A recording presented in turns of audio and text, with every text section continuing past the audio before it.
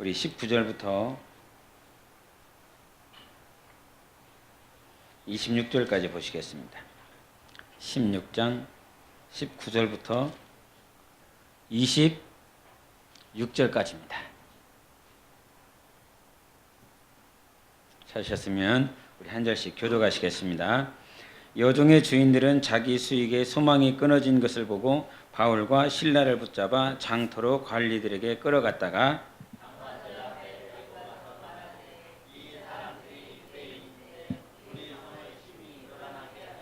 로마 사람인 우리가 받지도 못하고 행하지도 못할 풍속을 전한다 하거늘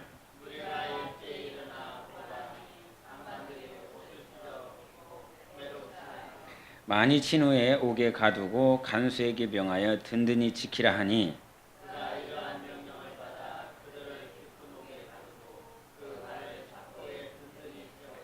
한밤중에 바울과 실라가 기도하고 하나님을 찬송하며 죄수들이 듣더라. 이에 갑자기 큰 지진이 나서 옥토가 움직이고 문이 곧 다 열리며 모든 사람의 매인 것이 다 벗어진지라. 아멘. 우리 앞사람 좀 안마 좀 해주실까요? 앞사람 뼈가 으스러지더라고 좀 안마 이렇게. 강태호는 팔이 짧아서 안 돼요. 우리 앞사람 해주시면 옆사람 해주시겠습니다.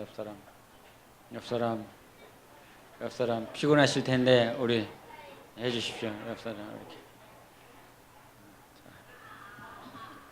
예, 이제 되셨으면 앞에를 보시고 평상시에 집에 가서 좀 해주세요. 교회에서만 해주시지 말고. 여러분이 지금까지 신앙생활을 해오셨는데 신앙생활을 하면 할수록 이렇게 신앙생활은 이거구나라고 하는 것들이 잘 보이십니까? 물어보면 대답 안 할 줄 알고 그냥 물어보는 겁니다. A로 해야 될지 B로 해야 될지 아니면 C를 잡아야 될지 어느 길로 가야 될지 잘 모릅니다. 근데 주님께서 이렇게 하라 해서 A라고 하는 그 길로 갔을 때 축복받는 길, 형통한 길, 막 감사가 차고 넘치는 그 결과가 나왔으면 얼마나 좋을까. 그런데 신앙생활이 그렇지는 않더라고요. 오늘 본문에 있는 등장하는 두 명의 주인공이 나오는데 누구지요? 바울과 실라입니다. 바울과 실라인데 바울과 실라가 왜 이 두 사람이 같이 전도 선교를 하게 된 계기가 무엇이었습니까? 혹시 뭐 때문이죠? 아시는 분? 마가파가 있었습니다. 하나가. 마가라고 하는 요한이 있었는데 이 마가가 생질입니다.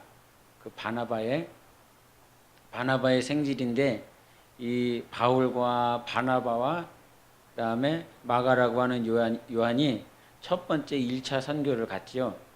1차 선교를 갔는데 이제 배 타고까지 다 갔는데 이 소아시아에 도착해 보니까 그 안쪽 지역으로 가기 위해서는 그 항구에서 이 큰 산맥을 넘어갔어야 됩니다. 그런데 이 마가라고 하는 사람은 어떤 사람이죠, 여러분? 마가가 누굽니까? 어떤 사람입니까? 마가는 어떤 사람이었죠? 그래서 마가는 어떤 사람이었죠? 너한테 안 물어봤는데 대답하네. 마가는 마가복음 쓴 사람입니까? 아닙니까? 눈을 좀 피하지 마시고 다 눈을 숙이고 계시지 마시고. 이 마가는 마가복음을 쓴 사람이 맞습니다. 근데 마가에 우리가 보통 마가라 그러면 마가다락방 그러잖아요. 마가다락방. 그 당시에 예수님의 제자들 함께 기도했었던 그 사도행전 1장에 나와 있었던, 그래서 그 당시에 제자들을 거기에서 소용하면서 기도하고 찬양할 수 있는 정도의 큰 부자였었던 사람이죠. 그래서 부유한 가정 가운데 보통 그래요. 그렇게 얘기를 해요. 부자였었던 가정에서 자랐기 때문에 그 당시에 1차 선교 갔을 때 그 항구에서 그 산맥으로 넘어가서 그 안쪽 소아시아 교회에 들어가려고 했을 때 그 산맥 넘어가는 거 이게 뭐 바나바나 바울이나 뭐 이런 사람들은 정말 모질게 잘하고 힘들게 선교하는 것에 사명을 받았기 때문에 그나마 하는데 마가라고 하는 이는 부유한 가운데서 자라서 그렇게 큰 힘들고 어려운 일들을 못한다. 못했을 것이다라고 그래서 그 1차 선교 때 힘들어서 도망왔을 것이다. 이렇게 말을 합니다. 그것이 맞든 틀리든 간에 그 마가가 돌아와서 결국엔 바울이 이제는 마가하고 안 갑니다. 마가하고 안 가고 결국은 바나바는 그 자기 생질이었었던 조카였던 마가를 챙기면서 바나바와 마가는 복음을 또 다르게 전해요. 그런데 이제 바울은 마가와 복음을 전하지 않고 이제 이 본문에 등장했었던 실라와 함께 2차부터 전도를 하면서 이렇게 가게 되죠. 그래서 바나바와 실라가 2차 선교부터 같이 할 수 있었던 직접적인 계기는 마가라고 하는 그 인물이 1차 선교 때 제대로 못했다. 제대로 자기가 감당해야 될 그 일들을 못함으로 인해서 바울이 실망하여 결국은 실라. 그래서 바나바하고요 바울이 어떤 줄 압니까? 여러분 바울이 성령에 충만하고 바나가 성령의 사람이잖아요. 바나바는 권위자잖아요. 권위자. 이렇게 권면하고 위로하는 성령의 사람이었는데도 불구하고 바울과 바나바가 뭐 했어요? 대판 싸워요. 대판 싸워요. 우리만 싸우는 게 아니에요. 예? 우리만 맨날 싸우는 게 아니라고요. 그렇게 성령이 충만했었던 사도라고 했었던 자들도 그렇게 싸운 흔적들이 있더라고요. 그렇게 바나바가 바울이 그러고 막 할 때 혈기 내고 막 분명히 하나님의 일이니까 그랬지요. 하나님의 사역이니까 더 열심히 하려고 더 잘하려고 하나님의 뜻대로 해보려고 하는데 결국은 충돌이 일어나는데 그 충돌 지점에서 과연 어떠한 마음이 있어야 될까? 그런데 그때 그렇게 싸워놓고 나중에 가서는 바울이 어떻게 하는지 알아요? 마가를 자기의 제자라고 자기의 아들이라고 그렇게 나중에 가서는 소개합니다. 그렇게 1차 전도 때 싸웠었던 마가를 이제 품어내기 시작해요. 그렇게 자기 아들이라고 내 제자라고 그렇게 품어내기 시작합니다. 1차 선교 때는 하나님의 사역, 하나님의 일 그런 것도 보였지만 사람이 보이지 않았어요. 사람이 얼마나 귀한지 보이지 않았어요. 여러분 내 남편이 귀하게 보입니까? 아닙니까? 그런 선생님 아닙니까? 맨날 돈만 벌어주는 그냥 돈 기계입니까? 우리 눈이 떠져서 내 옆에 있는 사람이 귀한 사람이다. 하나님께서 불러주셨고 택해 주셨고 이 사람 때문에 이 영혼 때문에 십자가에서 물과 피를 쏟으신 그 흔적을 가지고 있는 영혼이다. 이것이 보인다면 행복할 텐데 실제로는 그것이 잘 보이지 않습니다. 그렇죠? 잘 보이지 않습니다. 고난을 겪고 나면 그 고난의 결과가 무엇인지 압니까? 그 고난을 통한 자들은 다 포용하게 되어 있습니다. 다 용납하게 되어 있습니다. 그래서 아비의 신앙을 가지면 가질수록 우리는 아이였을 때 막 싸워요. 네? 우리 교회 학교 아이들이 있잖아요. 교회 아이들. 이쪽으로 가야 되는데 왜 그쪽으로 가냐고. 이거를 먹어야지 왜 저거를 먹냐고. 왜 내가 먼저 나가야 되는데 네가 먼저 나가냐고. 그래갖고 문이 하나밖에 없어요. 문을 한 3-4개를 만들어 놔야 되나. 문 하나면 그 하나를 통과하기 위해서 자기가 먼저 가겠다고 막 부여잡고 모가지를 꿰잡고 막 그렇게 나가요. 아이였을 때는 가당치도 않은 말도 안 되는 것 가지고 막 싸워. 진짜 그런 것 가지고 싸워. 그런데 시간이 지나보면 그거 부질없는 거다. 이거를 깨달으면 어떻게 됩니까? 그것 가지고 내가 혈기내지 않습니다. 우리가 정말 고수해야 될 것은 무엇일까요? 본질입니다. 우리는 비본질이라고 하는 것 때문에 많이 싸워요. 이번에 지난 주간이었을 겁니다. 아닌가? 이번 주간이었나요? 이번 주 월요일이었나 화요일이었나 그랬었던 것 같아요. 어떤 목사님이 좀 물어보고 싶은 게 있다고 그러면서 전화를 했어요. 근데 저보다 나이가 좀 저보다 나이가 많은데 나한테 연수한 사람한테 뭘 물어봐야 돼? 뭘 물어보기 위해서 나한테 전화를 했을까? 그렇게 해서 만나러 갔습니다. 만나러 갔는데 이제 당신이 교회를 하면서 아직 개척교회다 보니까 개척교회도 완전 개척교회, 우리가 거지 중에 상거지라고 그러잖아요. 이런 표현이 적절하지 못할지 모르지만 상개척이에요. 이게 성도가 자기 남편 하나 있는 거예요. 자기 남편 하나 놓고 매 주마다 수요일마다 금요일마다 이렇게 말씀을 전해요. 이게 전사님이 어떻게 해보시겠습니까? 맨날 안수 집사님 이렇게 내려놓고 하나님은 매주 어떻게 해보시겠습니까? 힘든 거라 너무 힘든 거라. 그러니까 사모님이 아니고 사부님 있죠. 사부님 혼자 놓고 이렇게 말씀을 증거하면서 이제 고민이 되는 게 하나가 뭐가 있냐면, 이제 연말이 되면 성탄절도 있고 송구영신 예배도 있을 건데 그거는 어떻게 해야 되나? 성탄절을 어떻게 한 명 내려놓고 뭘 해야 될까요? 성탄절 때 한 명 내려놓고 송구영신 때는 그럼 어떻게 하지? 막 고민이 돼갖고 그거를 저는 개척교회 때 어떻게 했나 싶어갖고 그게 알고 싶어서 전화를 해갖고 물어보는 거예요. 어떻게 해야 될까요? 사부님 혼자 있으면. 저 역시도 교회 개척해서 아이들이 이렇게 2명, 교사 1명, 저희 사무 1명 이렇게 있었을 때죠.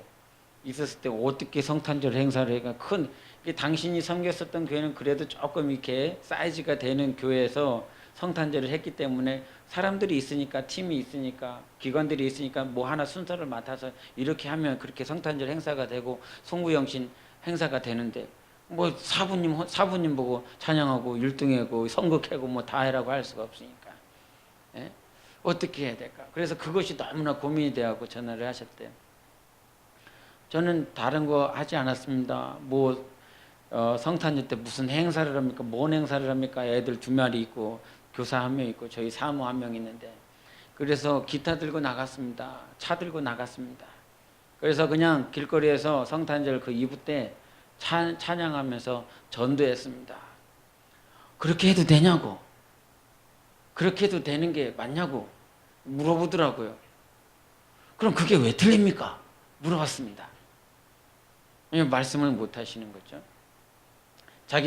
당신이 봐왔었던 성탄절 행사는 교회 안에서 어떤 흐름에 맞춰서 프로그램을 하나하나 해나가는 것이 성탄절 행사였는데, 이게 나같이 하면 그게 맞는 것이냐라고 하는 것에 대한 의아함을 이렇게 말을 하더라고요. 그러면서 제가 한 말이 뭐냐면, 그게 과연 본질이냐라고 하는 것이에요. 성탄 이브 때 그렇게 하는 것이 본질이냐, 아니면 내가 성탄절 이브 때 교인이 없어서 밖에 나가서 전도하면서 찬양하는 것이 그게 본질이냐, 어떤 게 본질이냐. 본질은 성령대로 사는 것이 본질이죠. 하나님께서 원하시는 대로 사는 것이 본질이죠. 근데 나는 그렇게 하면서도 자유를 누렸다, 기쁨을 누렸다. 왜 그랬냐면, 내가 하나님 앞에, 하나님 성탄절 행사 때 뭐 해야 됩니까?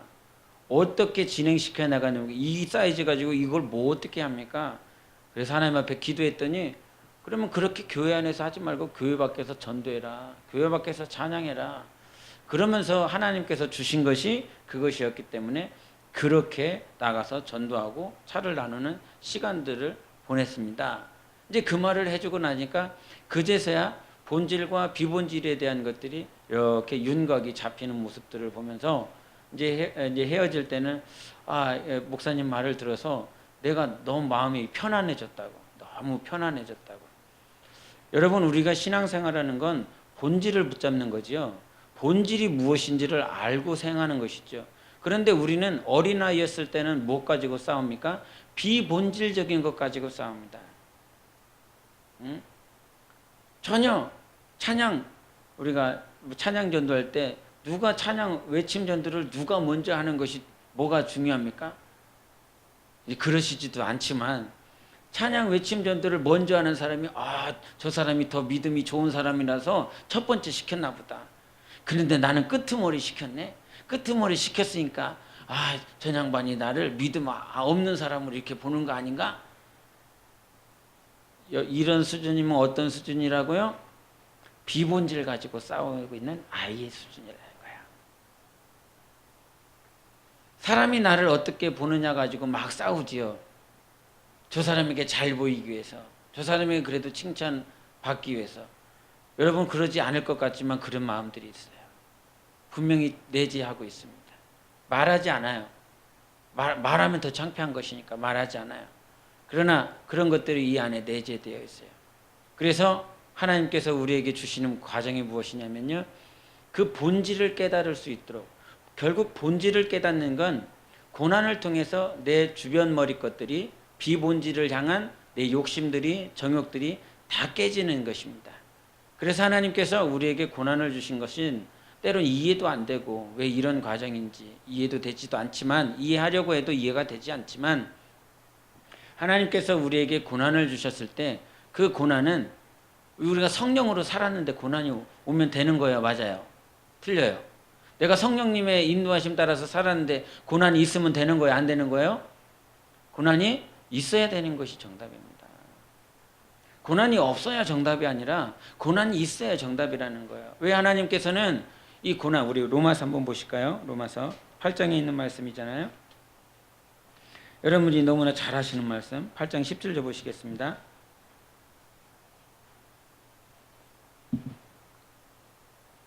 (8장 17절) 같이 읽겠습니다. 시작. 자녀이면 또한 상속자 곧 하나님의 상속자요 그리스도와 함께한 상속자니 우리가 그와 함께 영광을 받기 위하여 고난도 함께 받아야 할 것이니라. 아멘.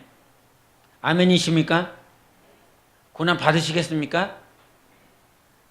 고난 받으시겠습니까? 한 번만 더. 고난 받으시겠습니까?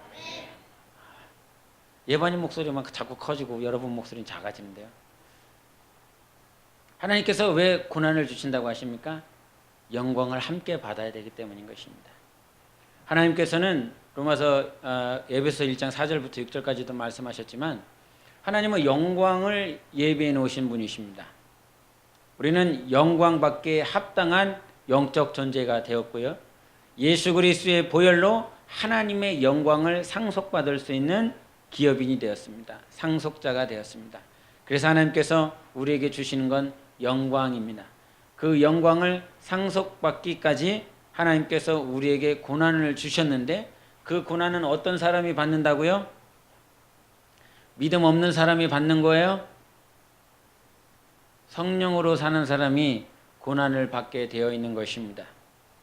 그러나 베드로서에도 말씀하신 것처럼 너희가 하나님의 뜻대로 살지 않다가 고난받지 말라 이런 말씀을 하셨어요. 하나님의 뜻대로 살지 않아도 고난은 온다는 거예요. 그렇지 않습니까? 여러분 예수 그리스도 밖에 있었을 때 고난이 없으셨습니까? 그 고난, 그런데 그리스도 안에서 받는 우리의 고난은 하나님의 뜻대로 받는 고난이어야 될 것입니다. 하나님의 뜻대로 받는 그 고난만이 우리의 영혼이 하나님 앞에 섰을 때 단장되어지고 하나님께서 영광으로 갚아주시는 고난이 되는 것이지요. 그래서 오늘 본문 말씀에도 말씀하고 계시지만 바울과 실라가 2차 전도하러 갔을 때 바울의 마음, 바울이 품은 뜻은 무엇이었냐면 당신이 1차 전도했었던 그 소아시아 지역의 성도들이 어떻게 잘 서가고 있나, 그리고 지도자들이 잘 이끌어가고 있나, 그것을 다시 한번 확인하고 싶었습니다.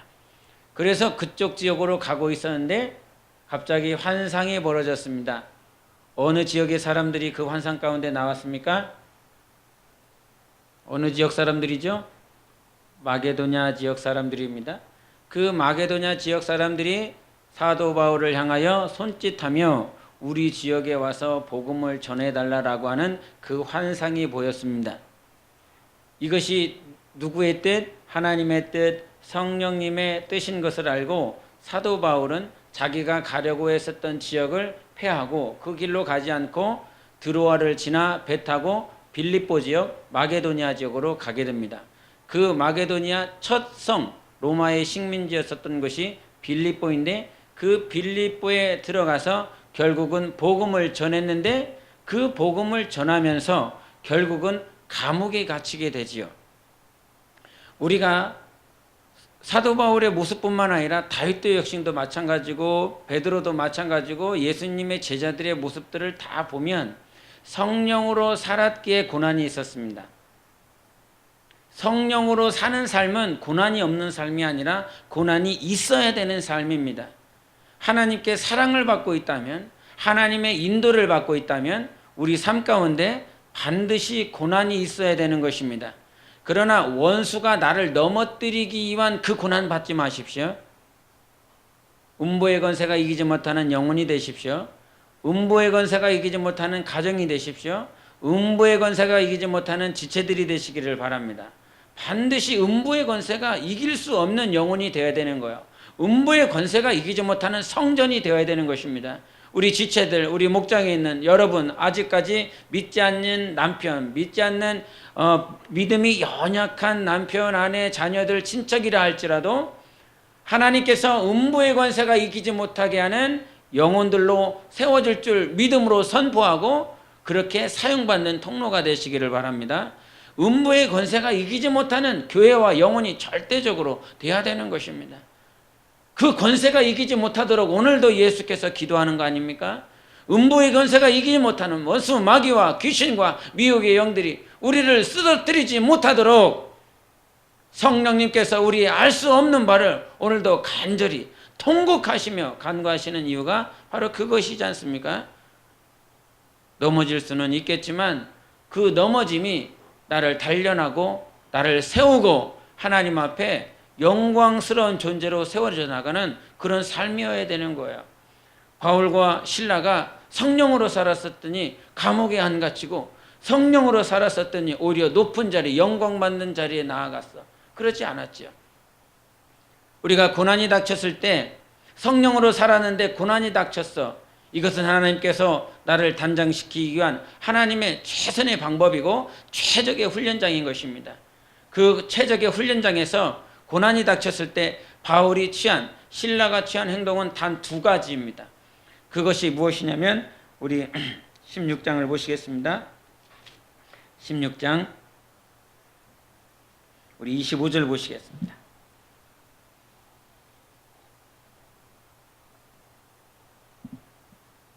16장 25절 시작. 한밤중에 바울과 실라가 기도하고 하나님을 찬송하며 죄수들이 듣더라. 아멘. 바울과 실라가 했었던 첫 번째 행동은 무엇입니까? 기도한다는 것입니다. 고난이 닥쳤을 때 우리가 정말 놓치지 말아야 될 것은 기도하는 삶인 거예요. 이해가 되지 않지만 왜 이와 같은 고난이 닥쳤을까라고 하나님 앞에 불평불만하기 전에 오늘 하나님께서 인도하셨음을 믿고 그 하나님 앞에 기도하기를 바랍니다. 지금 이 지역은 어떤 지역이라고요? 빌립보라고 그랬습니다. 지금 빌립보 감옥에 갇혀 있는 것입니다. 그래서 나중에 사도 바울은 이 삶을 통해서 이 과정을 통해서 자기가 복음 중재가 되었어요. 고난이 닥쳤을 때 다른 것 하지 말고 기도해라. 이것이 복음 중재가 되었습니다. 여러분, 그것이 복음 중재 되어 있습니까? 힘드니까 기도하는 겁니까? 아니면 정말 살아계신 하나님이 이 고난 가운데서 나를 오늘도 지키시고 보호하시고 있다라고 하는 그 명백한 사실을 믿기 때문에 기도하는 겁니까? 힘드니까 기도하는 것과 정말 살아계신 하나님을 인정하며 기도하는 것은 다르다고요.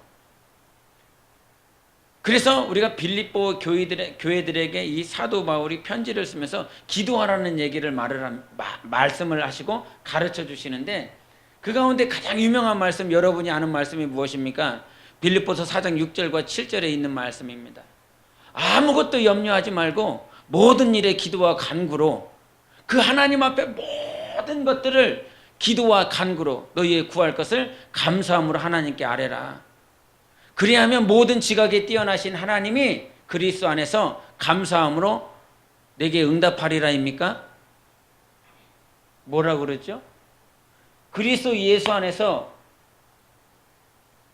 뭐라고 그러죠? 네 기도를 응답하겠다라고 말씀하십니까? 그렇게 말씀하시지 않습니다. 그리스도 안에서 네 마음과 생각을 지키시리라라고 말씀해 주셨습니다. 문맥상 보면 네가 원하는 것 구해라. 네가 필요한 것 찾아라.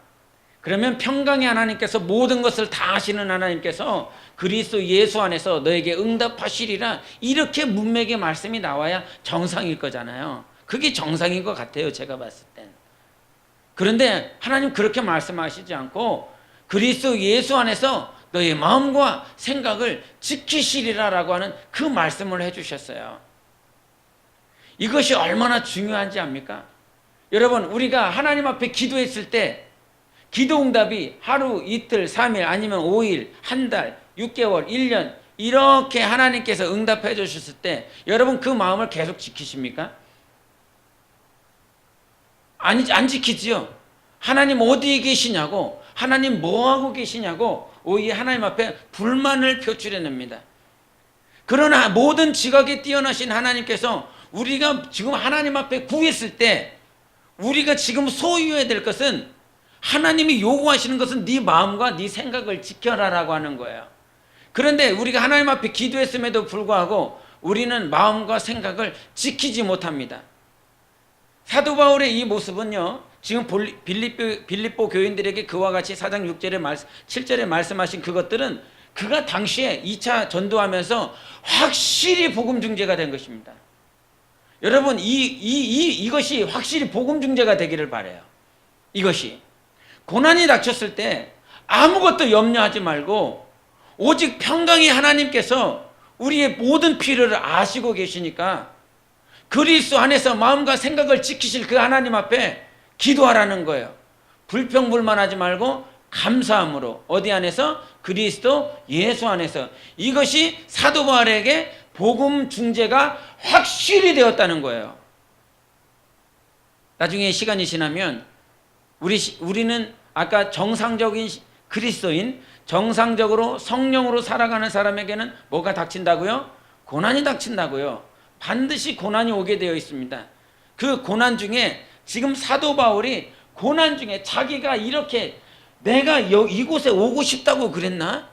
내가 이 마게도니아 지역에, 빌립보 지역에 오고 싶다고 그랬나? 주님이 가라고 그래갖고 성령께서 보여주시고 환상 보여주셔서 오셨는데 평안한 길, 생명의 길, 정말 영광을 넘치는 그런 길, 그런 모습이 아니라 처박히고 냄새나고, 그 당시에 빌립보의 감옥에 갇히라고 그랬는데 그 감옥에 가장 깊은 곳에 집어넣으라고 그랬어요.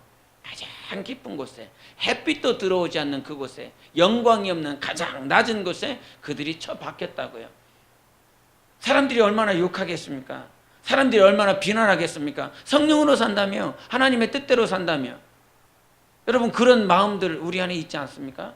예수 믿었더니 더 잘되고, 예수 믿었더니 더 영통하고, 그렇게 예수 믿어서 잘 되어서 보세요, 제가 예수 믿었더니 잘 되지 않습니까? 당신도 예수 믿으세요.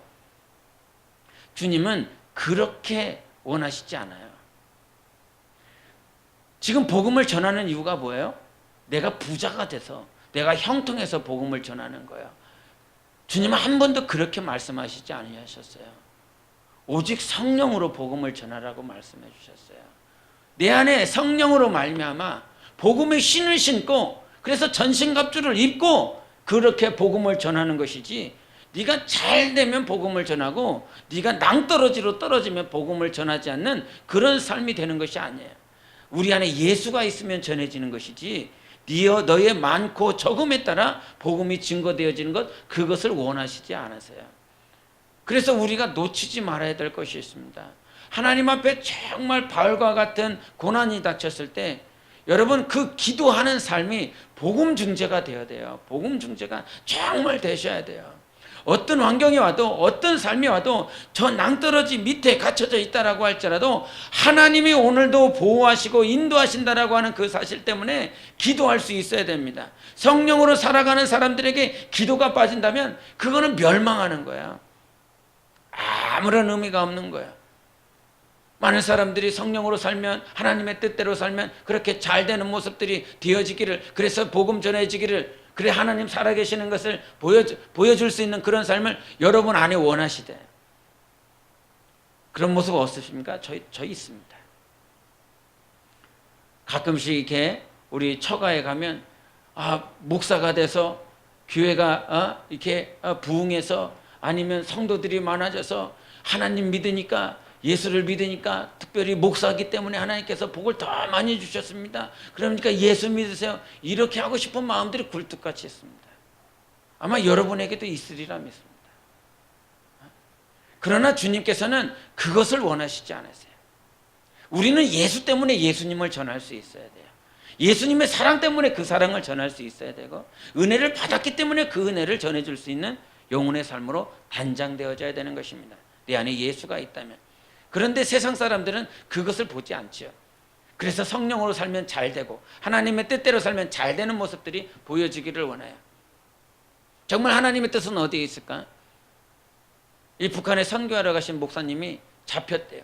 잡혀갖고 감옥에 갇혔는데, 이 밖에서는 이렇게 밖에 나가면 이렇게 감옥에서 갇혔는데, 감옥에 갇혀서 이게 노동을 이렇게 하기 위해서 밖으로 나가면 사람들이 이렇게 손가락질하며 비난하는 소리들이 이렇게 들리더래요. 저 목사래, 우리나라를 무너뜨리기 위해서 들어왔대, 이렇게 하면서 비난하고 손가락질한대요. 그런데 그 노동을 다 하고 그 감옥 안에 다 들어오면 그 감옥 안에 같이 있는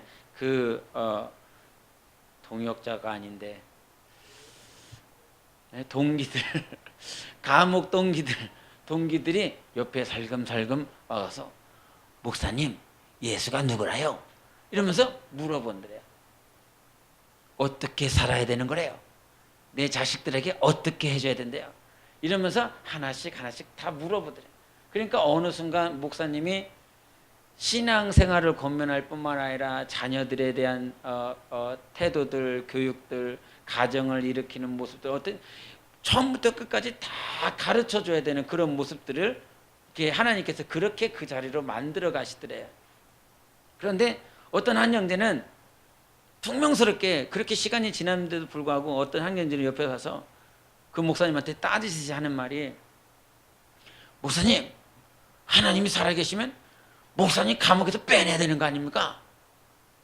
하나님 살아계시면 감옥에 못 들어오도록 하나님께서 지켜주셔야 되는 거 아닙니까? 이렇게 물어보더래요. 퉁명스럽게. 그러면서 그 형제에게 목사님이 하시는 말이 뭐냐면, 내가 만약에 이 감옥에 갇히지 않았다면 형제님이 예수에 대해서 들을 수 있었겠습니까? 예수 믿고 구원받을 수 있었겠습니까? 예수 믿고 하나님 앞에 나아갈 수 있도록 예수라고 하는 그 두 글자 들을 수 있었겠습니까?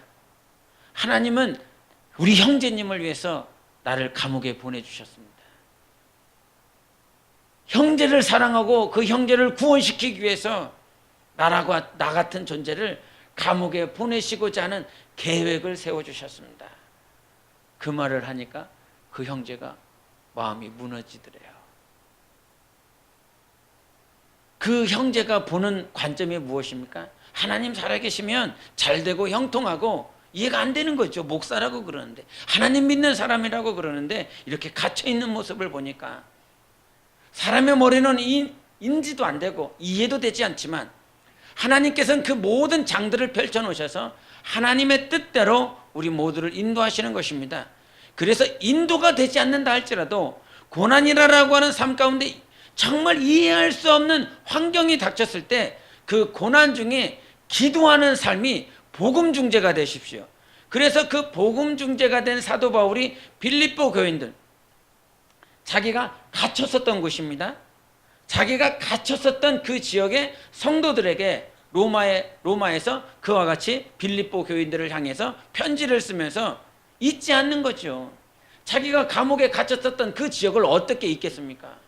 예?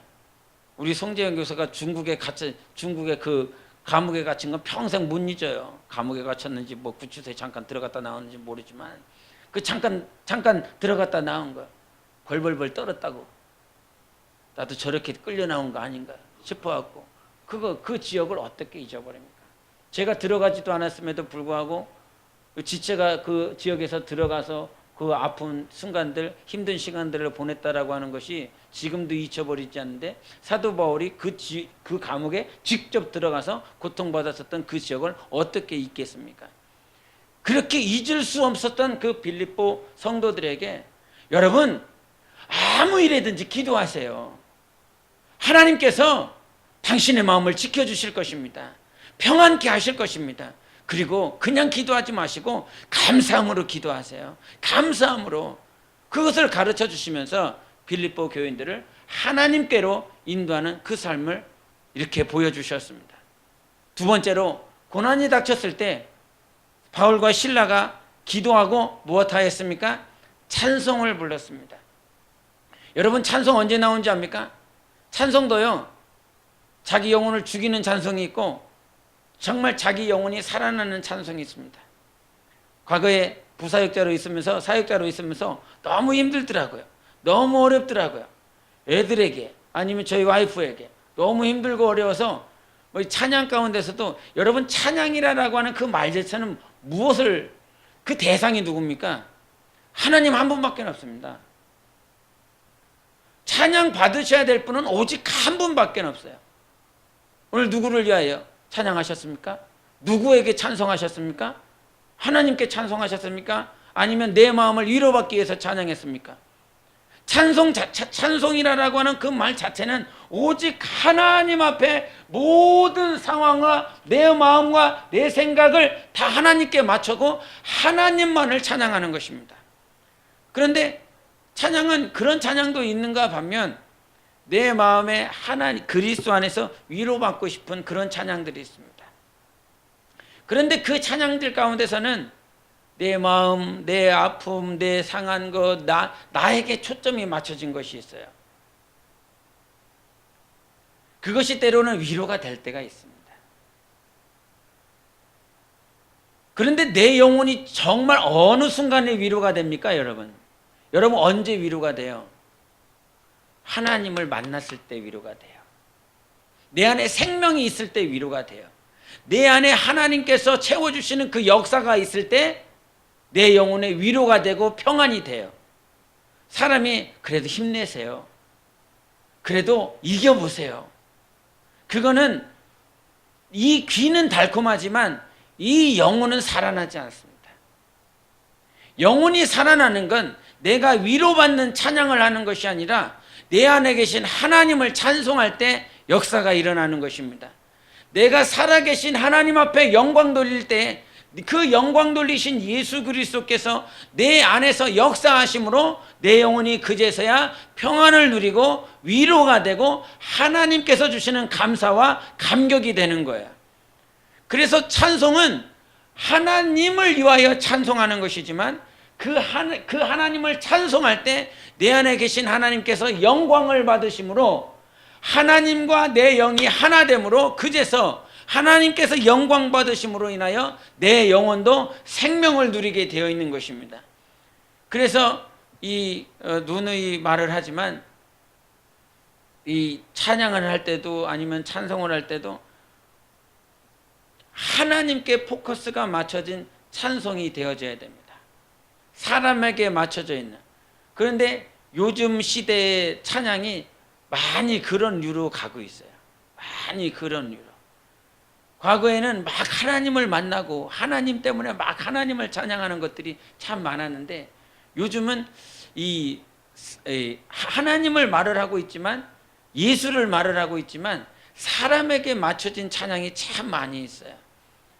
그래서 그것들을 기도하며 우리는 잘 이렇게 불러야 되는 것인데 여기서도 말씀하셨지만 바울과 실라는 하나님을 찬송해요. 근데 그 상황은 하나님을 찬송할 수 없는 상황 가운데서 찬송하고 있다는 사실입니다. 하나님을 찬송할 수 없는 상황 가운데서 하나님만을 바라보며 찬송하는 것, 그것이 오직 주님께서 우리에게 맞춰주신 찬송이 되는 거예요. 그래서 고난 가운데 있었을 때 더더욱 하나님 뭐뭐에 찬양하세요. 주님을 바라보며 예수 그리스도를 바라보며 우리 주님 바라보며 찬송하는 삶을 우리가 살아가야 되는 것이에요. 그래서 찬송이 잃어버렸을 때, 찬송이 안 나왔을 때 우리의 삶은요 정말 무엇인가 하나가 이렇게 피폐한 상황이에요. 뭐가 하나가 없어요. 그래서 과거에 이게 찬양팀한테도 말을 하지만 설교는 아무것도 아니다. 설교는 아무것도 아니다. 설교보다 더 중요한 것이 있는데 그것이 찬양이다, 이런 말을 해요.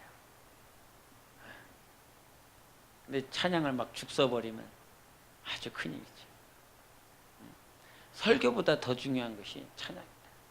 그 찬양을 통해서 하나님께 영광 돌리고 그 하나님의 영광 돌림과 함께 내 영혼이 살아나는 것이 찬양인데, 그것을 하지 못한다면 정말 영혼이 살아나지 못한다, 이 말을 계속 해줬는데 설교보다 더 중요한 것이 찬양이다.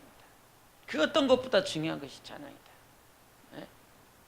우리 삶에 찬송할 수 있는 그런 영혼의 믿음이 되시길 바라고 그렇게 되어져야 됩니다. 모든 순간들 가운데서 찬송할 수 있는 그런 입술이 되어져야 돼요. 그래서 바울과 실라가 있었던 것, 기도하는 것, 찬송하는 것, 그것이 잊어버리지 않아야 돼요. 고난 중에 반드시 닥쳤을 때 잊지 말아야 될 것이 두 가지가 뭐라고요? 기도하는 것, 찬송하는 것, 하나님께 모든 포커스를 맞추고 찬송해야 된다라고 하는 거예요. 그래서 찬송하는 삶을 날마다 해야 돼요. 그런데 이 빌립보 지역에서 다시 한번 기도를 이렇게 강조를 하자면, 교회는 어떻게 세워질까? 영혼은 어떻게 세워질까? 사도 바울이 그 지역에 갔을 때 사도 바울은 환상을 보고 갔지만 그 환상을 보기 전에 하나님의 일하심이 있었습니다. 하나님이 어떻게 역사하셨냐면 그 16장을 한번 보시겠어요? 사도행전 16장.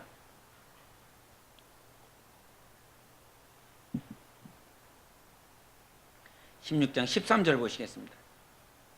그리고 13절 16절 보겠습니다. 13절 16절 같이 읽겠습니다. 시작.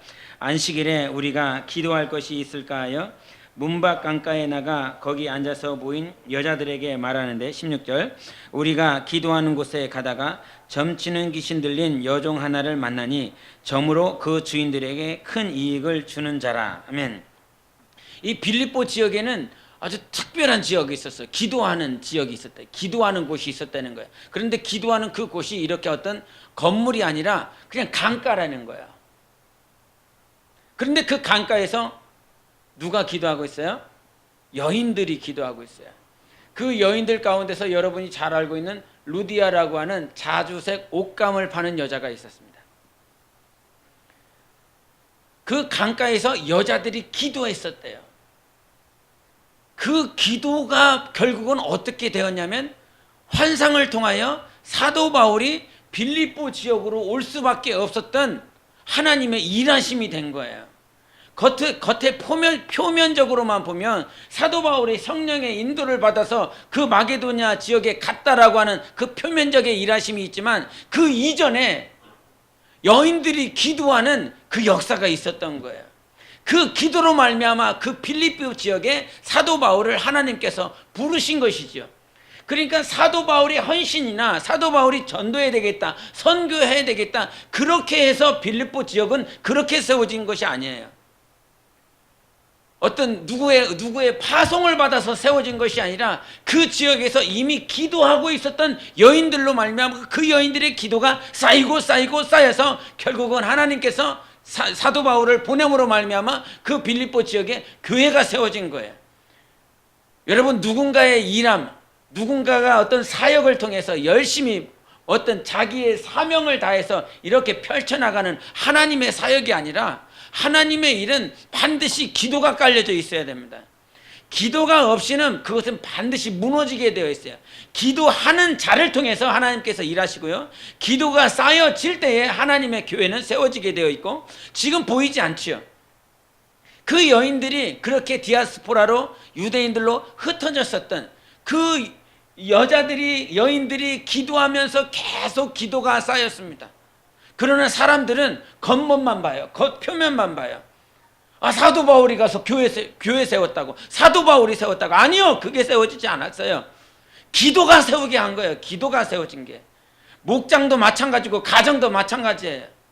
하나님께서는 우리의 기도를 들으신다고요. 우리의 기도에 역사하신다고요.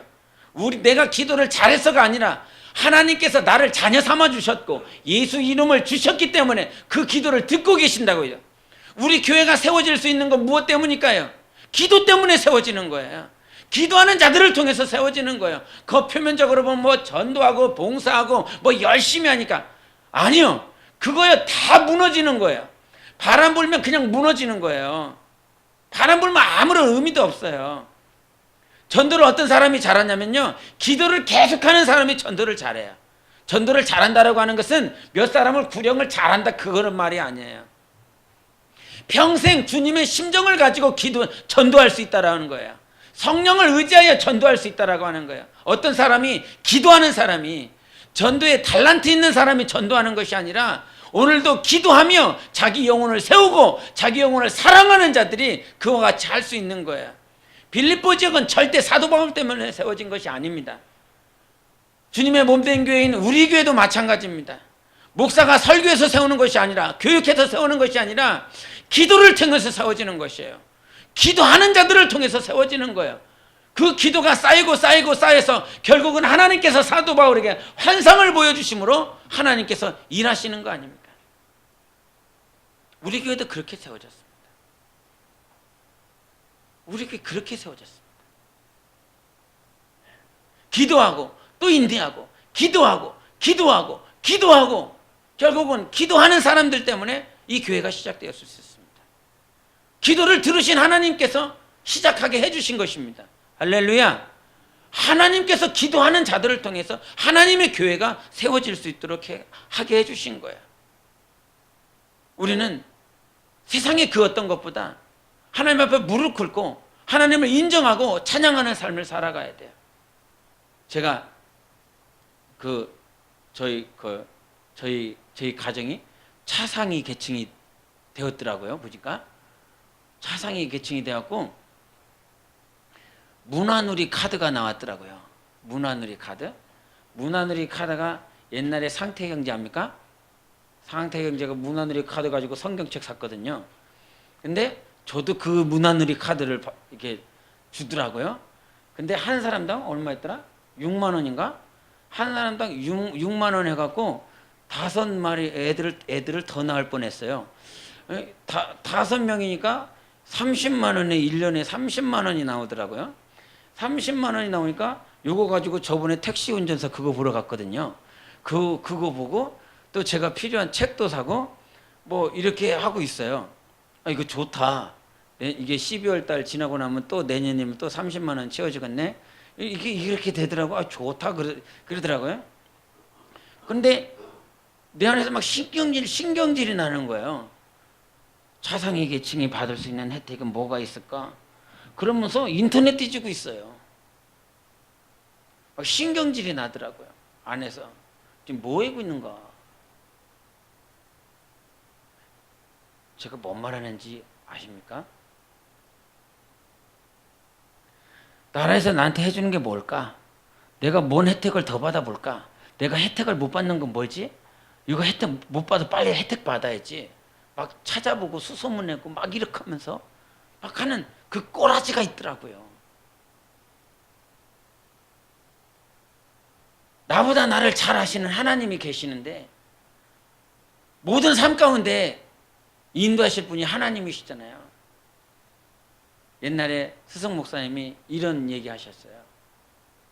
개척교회라 사례비가 없을 때는 하나님 앞에 막 무릎 꿇고 기도하고 하나님 이거 어떻게 해야 되냐고, 하나님 이거 어떻게 해결해야 되냐고, 이 부분은 어떻게 해야 되냐고 그러면서 정말 아버지를 자꾸 철회하고 막 하나님을 찾았는데, 이제 개척교회 성도수 조금 되니까 사례비가 나오더래요. 사례비가 나오니까 그 사례비 가지고 어떻게 뭘 살까? 그게 먼저 생각이 나고 돈을 먼저 찾더래요. 다음 달 사례비가 나오면 어떻게 이것을 메꿀까? 어떻게 해결할까? 그것이 먼저 생각나더래요. 신경질이 나더라고요. 우리는 모든 삶 가운데 하나님께 먼저 기도하십시오. 정말 세상의 문화, 세상의 환경이 아니라 나보다 나를 더 잘 아시는 하나님께서 돈이 많아도 돈이 없어도 부해도 가난해도 내가 늙어도 어려도 청년이다 할지라도 내가 백발 중에 있다 할지라도 나를 가장 잘 아시는 분은 하나님이십니다.